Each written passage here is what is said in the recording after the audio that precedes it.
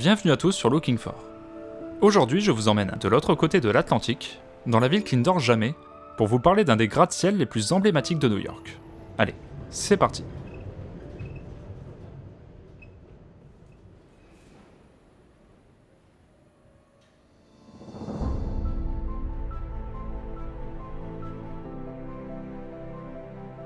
Anciennement connu sous le nom de Freedom Tower, le One World Trade Center est depuis son inauguration en 2014 le plus haut gratte-ciel de la ville de New York. Située à la pointe sud de l'île de Manhattan, dans l'axe des anciennes tours jumelles, la tour fait partie du nouveau complexe World Trade Center qui comprend également 3 autres tours du même nom, dont la numéro 3, achevée en 2018, est d'une hauteur de 329 mètres. Pièce maîtresse du complexe, et triomphant de ses 541 mètres, le nouveau World Trade Center surpasse allègrement les autres gratte-ciel fraîchement apparus dans la skyline new-yorkaise. Que ce soit l'imposant One Vanderbilt et ses 427 mètres, ou les nouvelles tours allumettes pour milliardaires de Central Park. Bien que si l'on considère la hauteur du toit, ces dernières se classent bien devant. À ce propos, si vous voulez savoir pourquoi ces tours ultra fines sont à la mode ces dernières années, je vous conseille d'aller voir ma vidéo dédiée à ce sujet. Vous allez voir, c'est très intéressant. Je vous mets le lien en fiche et en description. Mais revenons un peu à notre sujet. Suite aux événements tragiques qui ont eu lieu en 2001, l'État de New York a témoigné d'une volonté de reconstruction, symbolique de la résilience de la ville et du pays. L'année qui a suivi, un concours a vu le jour afin de reconstruire le mythique World Trade Center. De nombreux projets sont nés, donnant parfois lieu à d'étonnantes structures, comme les tours jumelles rapprochées du cabinet Norman Foster, ou bien la structure en grille de Richard Meier & Partners, rappelant le quadrillage des rues de Manhattan. Mais c'est à partir des plans de l'architecte Daniel Libeskind que le One World Trade Center s'est lentement dessiné. Une première version nommée Vertical World Gardens fut proposée en 2002, mais n'a pas vraiment séduit Larry Silverstein, le développeur du projet.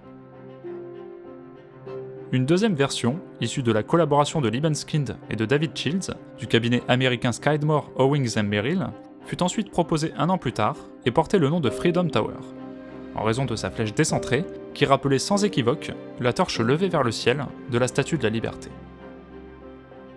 Dans cette version de 610 mètres de hauteur, la partie haute du bâtiment se trouvait être une grande structure en acier, s'élançant au-dessus du toit pour accueillir un jardin céleste.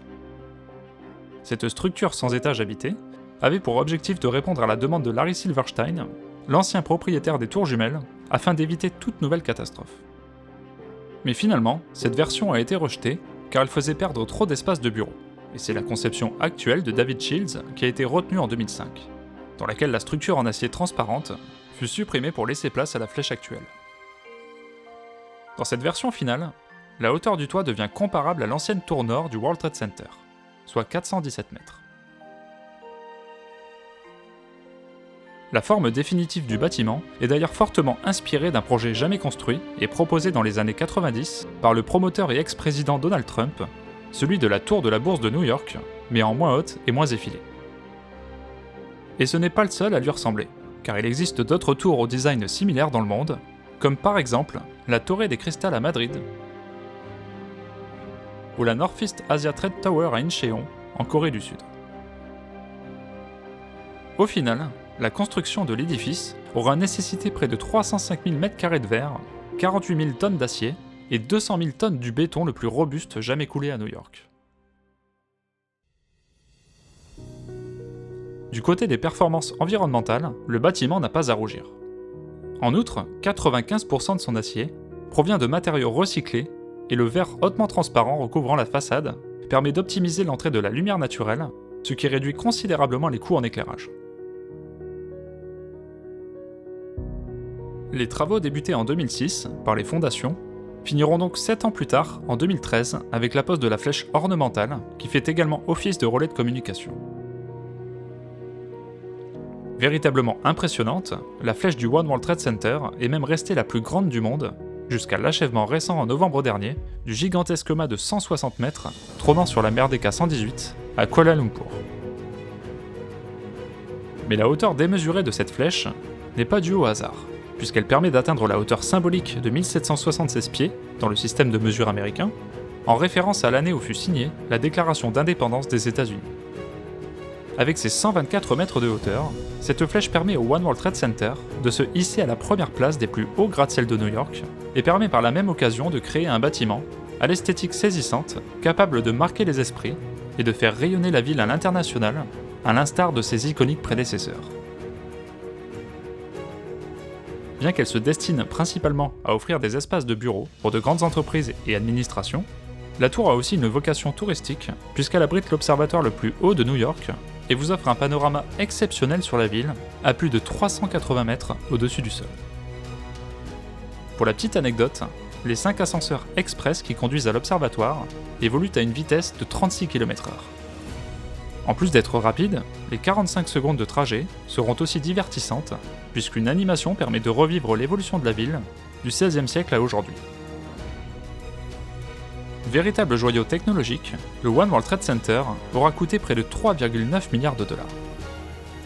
Il est à ce jour le second gratte-ciel le plus cher du monde après l'hôtel Marina Bay à Singapour, d'une valeur de 5 milliards de dollars.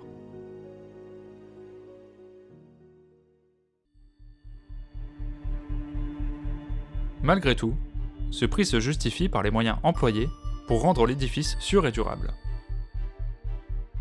En effet, le One World Trade Center est considéré comme étant la tour la plus sécurisée au monde. Pour commencer, les 2 escaliers d'urgence sont enfermés dans un noyau en béton armé d'au moins 60 cm d'épaisseur. Un 3e escalier pressurisé et un ascenseur étanche au feu, grâce à un noyau de protection en béton armé, ont même été conçus pour les premiers secours. Chaque palier d'escalier contient une zone d'assistance au sauvetage et les portes sont positionnées pour optimiser les flux. On y retrouve un éclairage de secours alimenté par batterie et des marquages photoluminescents garantissant une parfaite visibilité. Enfin, des systèmes d'aération indépendants peuvent pressuriser chaque escalier pour bloquer la fumée potentielle et le réseau Wi-Fi est même prêt à relayer les communications d'urgence. Enfin, la base du bâtiment a été conçue avec un alliage de métal et de béton armé pour résister à d'éventuels camions piégés. Le toit se tenant à la même hauteur que celui de la tour nord des Twin Towers, le One World Trade Center est le point de repère idéal pour le site et constitue un signal visuel fort tant pour la ville et ses habitants que pour l'image de New York à l'international. Tout comme ses prédécesseurs l'ont fait avant lui, la symbolique monolithique imposante de la tour s'est inscrite dans la culture populaire grâce à ses apparitions récurrentes au cinéma. Alors que les tours jumelles représentaient la puissance financière des États-Unis, le One World Trade Center se révèle comme un édifice plus humble. L'édifice n'essaie pas de remplacer les tours jumelles, mais respecte leur héritage tout en se taillant le sien.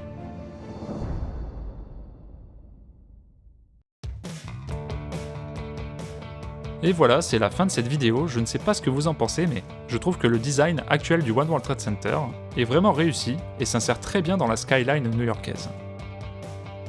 Quoi qu'il en soit, si cette vidéo vous a plu, n'hésitez pas à mettre un petit pouce vers le haut et à vous abonner à la chaîne en activant la cloche pour ne pas rater les nouveautés. Et comme d'habitude, moi je vous dis à très vite sur Looking For dans une prochaine vidéo. Ciao.